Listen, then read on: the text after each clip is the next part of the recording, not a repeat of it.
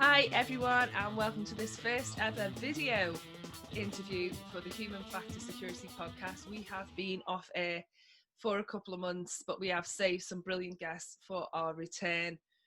And today's guest is a friend of mine, a fellow social engineer, and someone who I really like and admire and respect. So welcome to the show, Sharka. Thank you. I'm really happy to be here. Oh, it's just Likewise, welcome. Jenny. Oh, we're so pleased to see you, my friend. So let's just obviously I've said social engineer. Do you want to just give everyone just a little bit more of an idea of what it is you do and what sort of work that you do? So, social engineering is one part what I do, and we are doing a very similar kind of engagement in terms of I do specialize in physical security and social engineering, but I'm also part of audit team, so audit pen testing. I also do research. I am a little bit like was the saying, jack of all trades, master of none. So for me, it, it- it's like the human is in center of everything that I'm doing. So like the last training that I gave was on hacking industrial control systems because that's something that is interesting for me because I believe it's important for our survivals for the humans as well Mm-hmm. as dabbling into medical devices, cybersecurity. So it is for me the human, no matter how, is always in the center of what I do around security. I would say that much. That makes me laugh because what she's really saying is that she can do everything I can do, but is technical as well. Damn you! Damn your extensive That- talent. As I said, master of none. So Oh. I can do things, but there are definitely people there better than me. Than but Hmm. Well, we'll see. So let's go back a little bit and talk about where you're from and kind of like whether growing up you were interested in the technology side of things, or tell me a bit about that. so I grew up in a communism era. So I come from Czech Republic. So Hmm. that there wasn't. I didn't really come in touch with technology until quite late, which was around high school, and that was in school. So we didn't really have any computers at home, but at school. Everyone knew where to find me. We had these like four computers. There was this like a corner, and I was there all the time. And I was diving deep into that side. Then my father always says that once he came back home with the laptop for work, he was not allowed to work because I was on the computer all the time. So Oh. So can I ask you, like, this might seem like a rude question, you can tell me to shut up, but you said you grew up in the communist era. I mean, did that give you an interesting kind of the sort of like the covert side of things? Did you learn to be secretive and that type of thing? I think it there is some sort of mindset. I think from that era, I am also very interested into everything that's like disinformation campaigns Mm. and information warfare. Um, but definitely, I think from there comes that sort of mindset where you need to keep things secret and you don't talk about certain things. I think for sure there is that part that sort of I grew up with.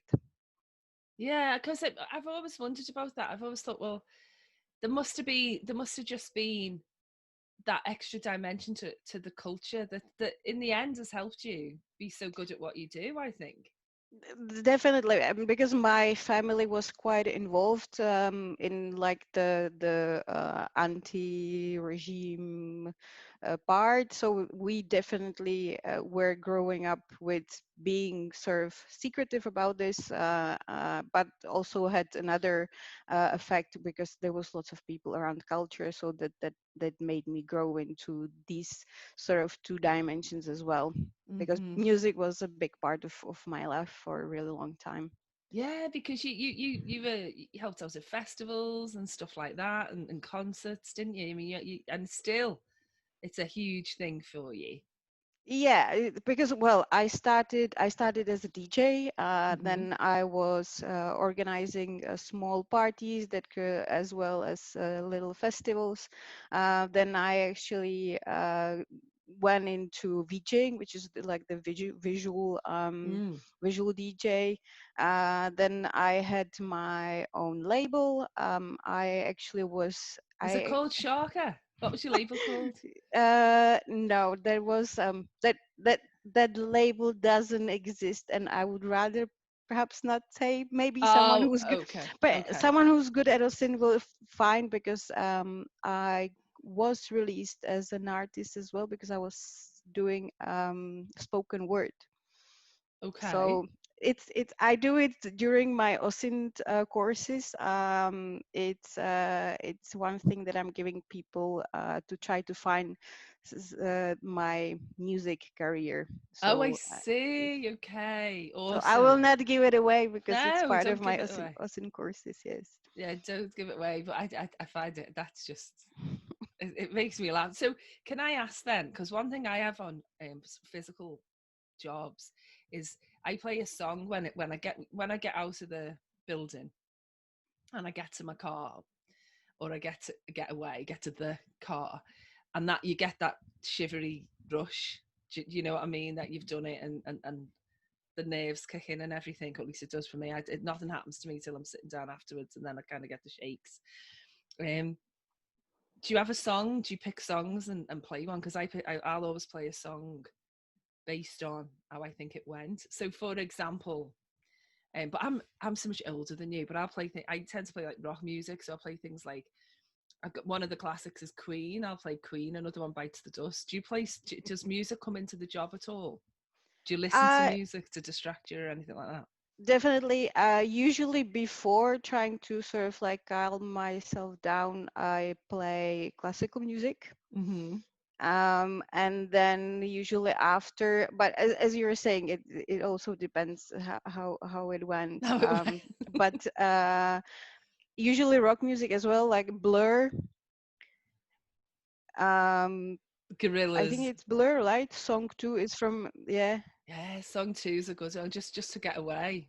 I feel like I have to have a getaway song as well, just for when I know it's over with. Tend not to play one if it doesn't go so well, but we'll talk about things not going so well in a minute.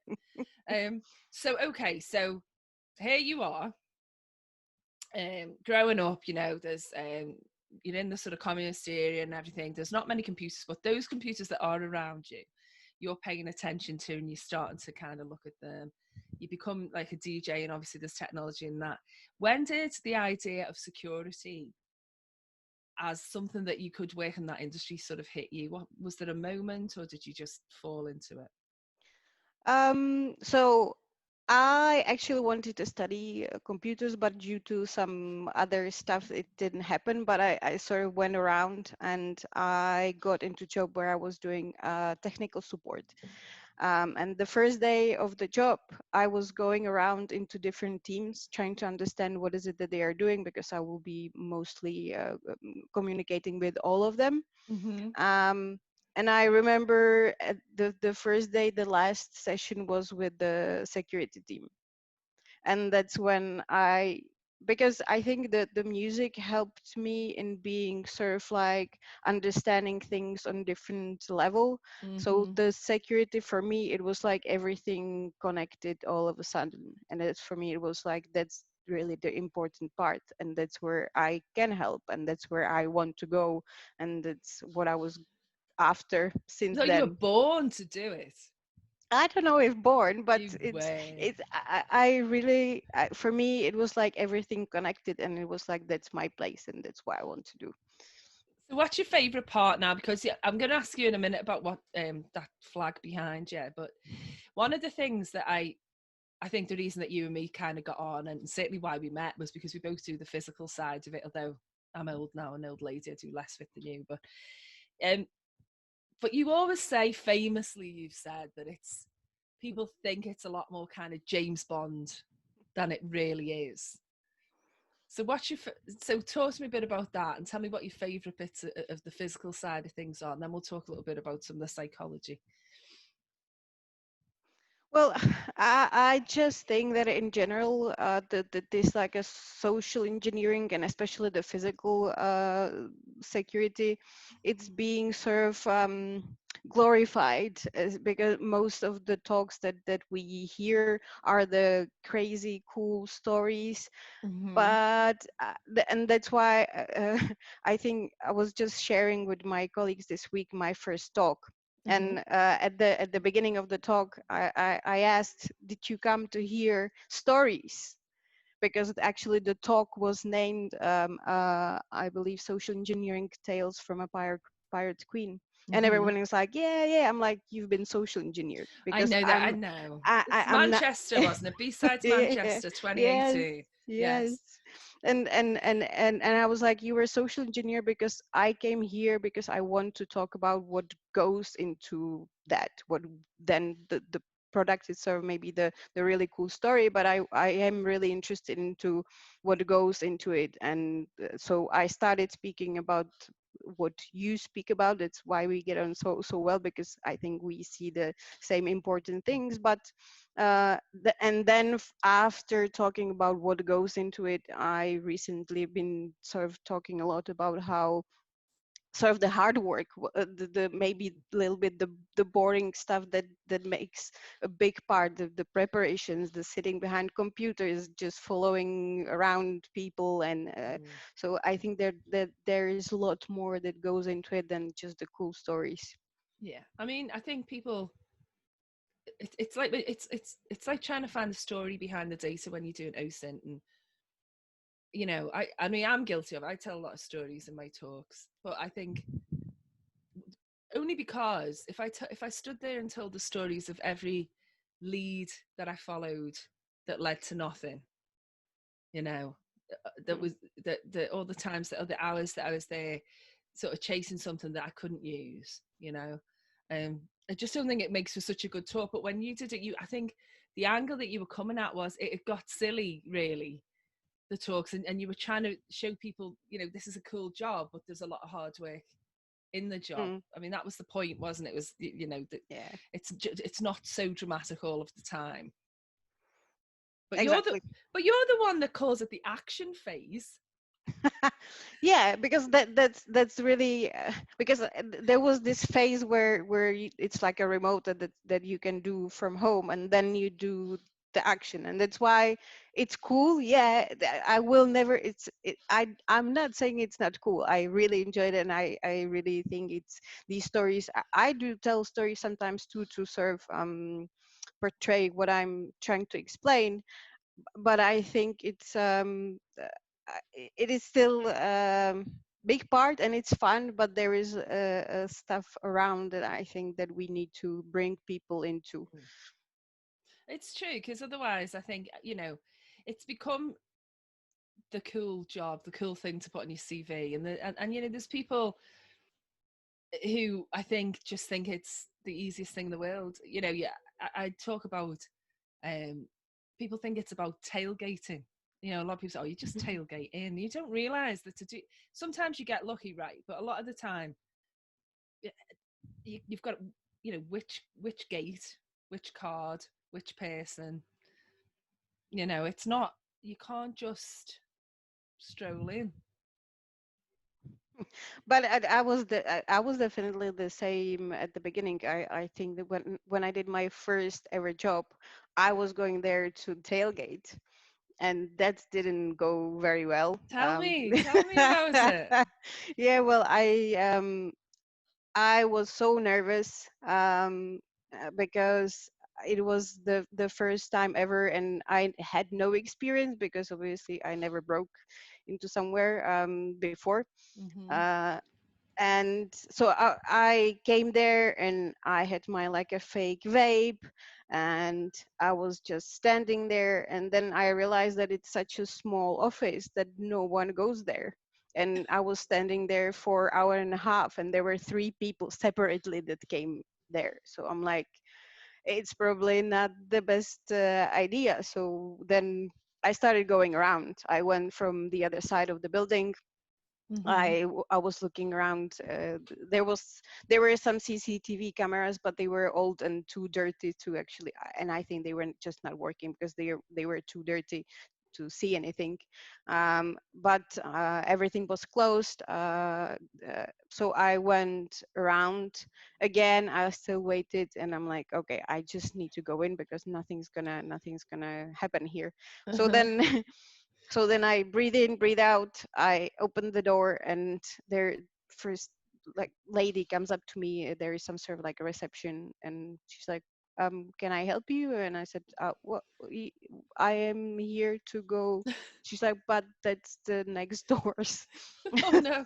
So I had to go outside, and I think partially it was good because I was in such like a shock that I just walked out and opened the next door. Mm. I didn't think at that point, and I opened the door, and in front of me sits the receptionist, and I just looked at her and walked by by the table and kept walking into the office, and she just didn't ask me. So It that that's how it went the first time. it's so bizarre though because you've spoken about this before. It's like I think sometimes you just what you've said before, and I've said it as well, is that that people are very unpredictable. And I've spoken to social engineers on the show before, and one of the things that we laugh about is yes, there's all the things that go wrong and everything. I've got an interview coming up, and they've asked me to pick times when it went wrong. But I think what makes you more surprised is when it it goes right, and that people just let you through, or don't question. Well, I want to ask you first if you ever had anything unusual happen on a job. If it's seen as we're talking about stories, do you ever? Unusual. Unusual in what way? Well, as in, have you ever? See, I've had instances where I don't believe in ghosts or anything like that, but where it felt like there was a ghost. I've had instances where I picked up a cat and had to carry the cat out. I've injured myself and leapt out and had to incorporate the injury into the bloody pretext. Oh yes, I need first aid. So I just wondered, like, if there was anything like that that springs to your mind, I or is it? a couple of them. And once I broke into same place twice, during the night, and then I came back during the day.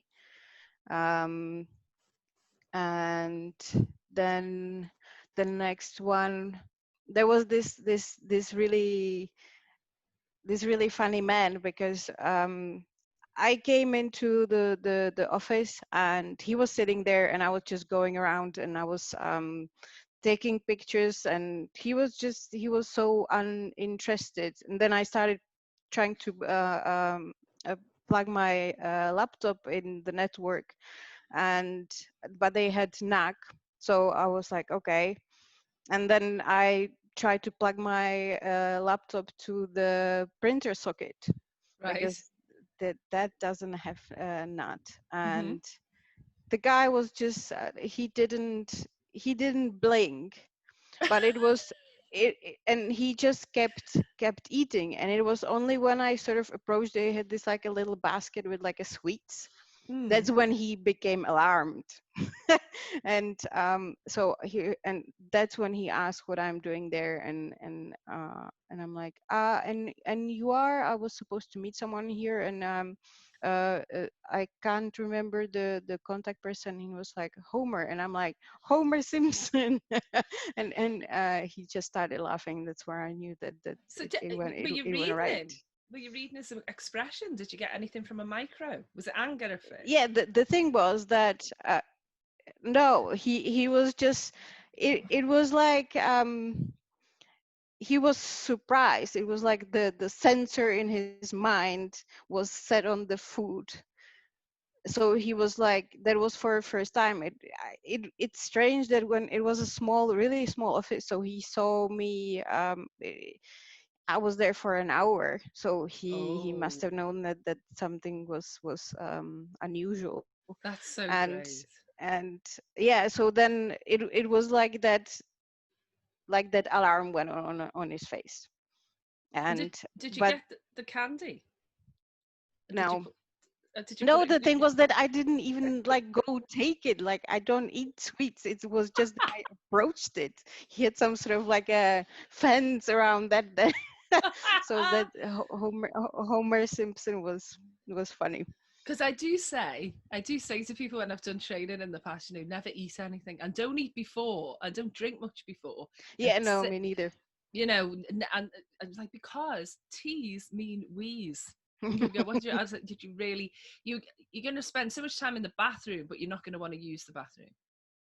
Yeah, it's interesting because a lot of times I hear like a social engineer tip saying that you can go hide in the bathroom, but I don't think that that really works. It's almost like a lost time, and someone People actually. notice.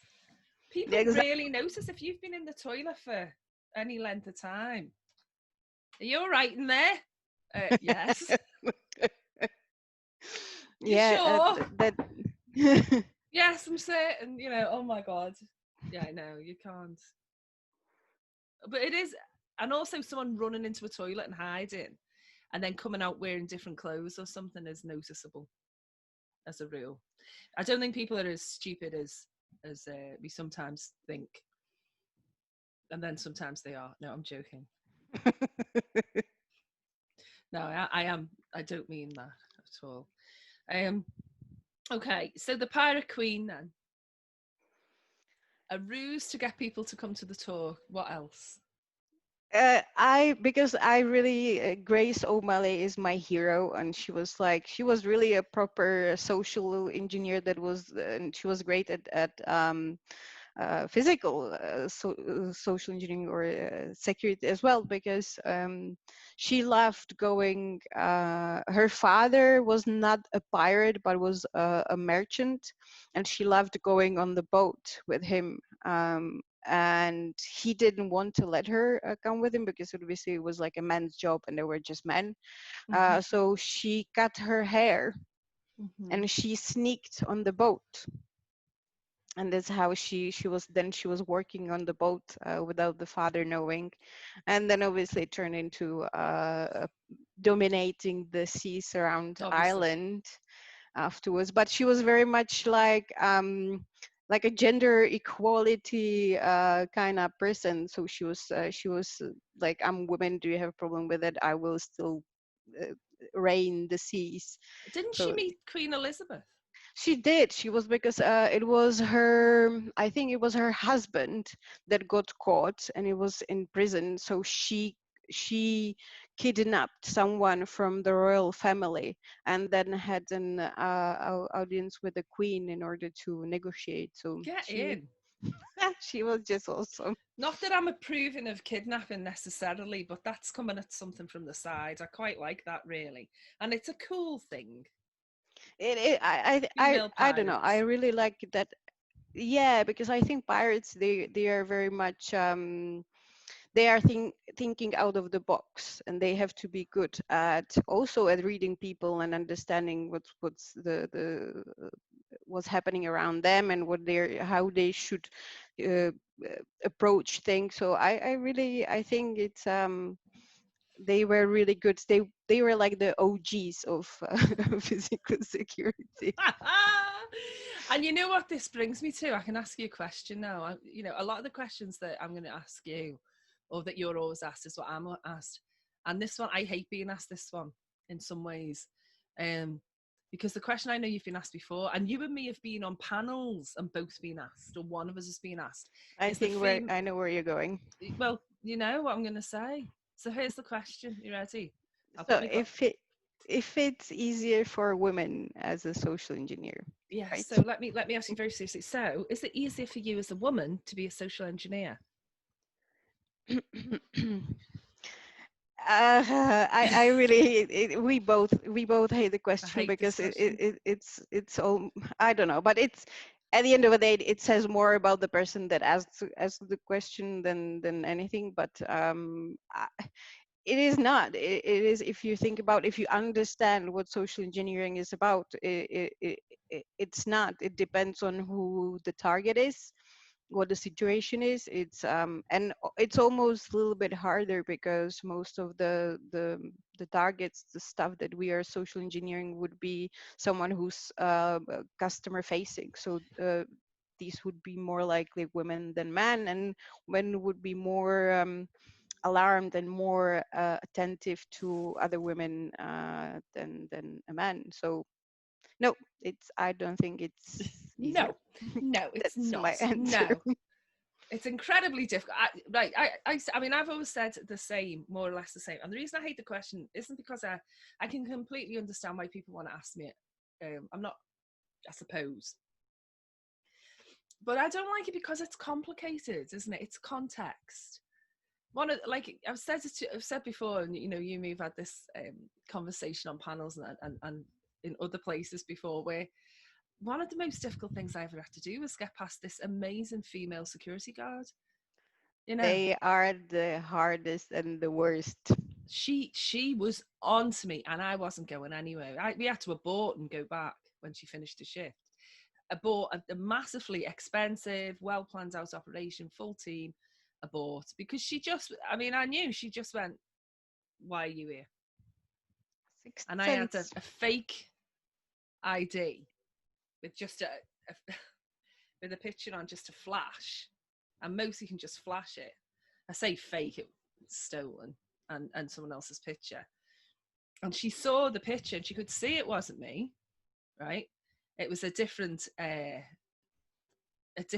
racial profile, right? So it wasn't a white Caucasian woman. And she looked at it and she saw it and she just looked me right in the eye and went, "Nah, not today."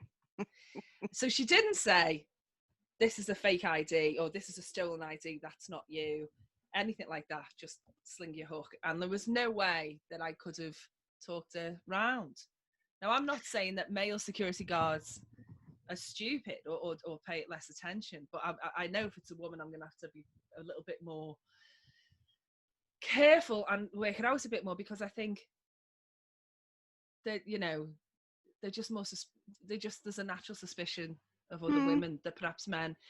I always felt like I got into places because I didn't stand out, and a lot of the time it was a male security guard and just a male team, and receptionists weren't really onto it.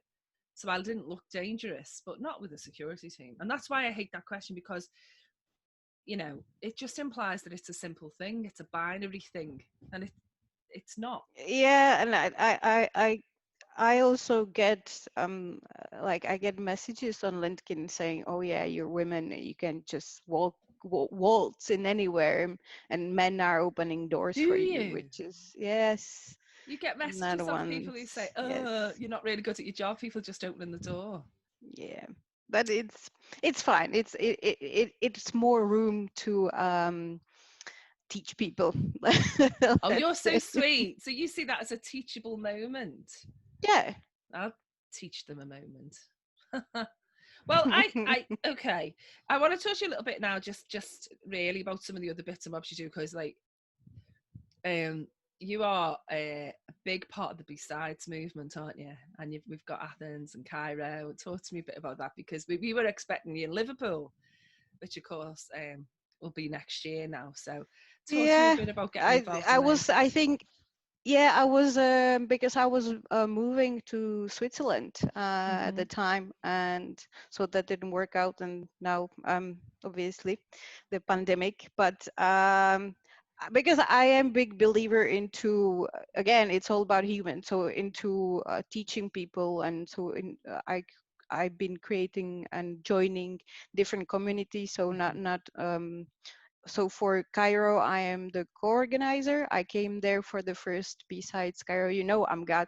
Shout out to Amgat. I'm Gaz. Uh, We love I'm Gaz. Yes. yeah, he's amazing. So I went there for first time as it was my dream to go to Egypt. So I went there for first time as a speaker for the first ever B-sides, Awesome. and then we just hit it on, and I was asked to be part of the organizing team. So since then, I came back as an organizer and served the same happened with Athens. So there I'm like as an ambassador, and I did workshop last year. And then I've been creating other. I was part of the board for OWASP in Manchester. I I support women in information security. So we did create another group in Manchester too, and I'm co-founder of DEFCON group in Paris. So really international. It makes me, when you talk about Athens and Cairo like that, I always think this is the ancient world. You need Rome next, probably. Or It's a whether good there be idea. a Is there one? No, because I really do love the ancient Egypt and ancient Greece. I was really big into that when I was younger, and it's still something that's really interesting for me. So you are actually spot on. I don't know if there's one in Rome though. there will be, I'm sure there is. Well, listen, it's been so much fun talking to you. What's next? What's coming up for you? What you're excited about working on? I am now learning reverse engineering so I can dive deeper into the industrial control systems and the medical stuff. So that's like whole another world for me. In terms of participating, I'm now participating in 2 panels soon. I'm really glad because in a way it was a blessing to be able to do so many conferences because Yes. obviously you don't have to travel and that's been really amazing. So I'm hoping to do more spreading the word and awareness and helping people. Oh, have you know? I mean, I've had one or two physical assignments through since sort of March, since lockdown, but it's not been the same. And now I find, and we were saying this, we were chatting about this with our other friends and who do this, and I was saying they want a COVID assessment. So it's like you must use COVID in your physical. I hate being told how to do a physical penetration anyway. But you And I don't know. For me, it's also I am trying to avoid the situation where you are either I don't know, like it be police or something to do with the fire brigade, because these are kind of people that um, I feel like that you're teaching then people not to trust those. So what happens if there will be a real issue and those people will come there again? They will be, you're here again, try to trick us. No, we are yeah. not getting out of the building. There is no fire. Ha ha. Ha. Well, it was So always that way in the I feel intelligence it's services. It was like you never impersonated journalists or priests, never used journalists or priests back in the day. So I'm told, for the same reason. uh, No, yeah, and honestly. no, but I mean it's totally makes sense because you're teaching why we are doing all this. It's to teach people, right? We are really I just think it's not good approach, but obviously the customer has the last word, and we need to do what the customer wants. It's been awesome talking to you. I've been dying to get you on the show, and I'm glad that we managed to do it on the video call. I appreciate you being my Yeah, first. it was for me. Yes, it was for me such a nice because I'm actually at risk person, so I've been over 7 months inside my apartment. Oh my So gosh. for me, it's really nice to have human interaction, and it's with you. Oh, So and we oh, always our conversations are always like this. Let's say.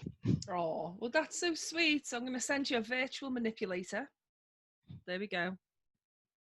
Manipulator gesture, calm, Sharka knows. And I'm going to say thank you so much for being part of the show. Where can we find out more about you? Where can people follow you? That type of thing. More let's say the information security, more professional side of me is on LinkedIn, and the more hackerish side and the rest of the stuff it's on Twitter. And I'm just going to say for now, thank you so much for being part of the Human Factor. Thank you for having me. Thanks, Sharka. Bye. Bye.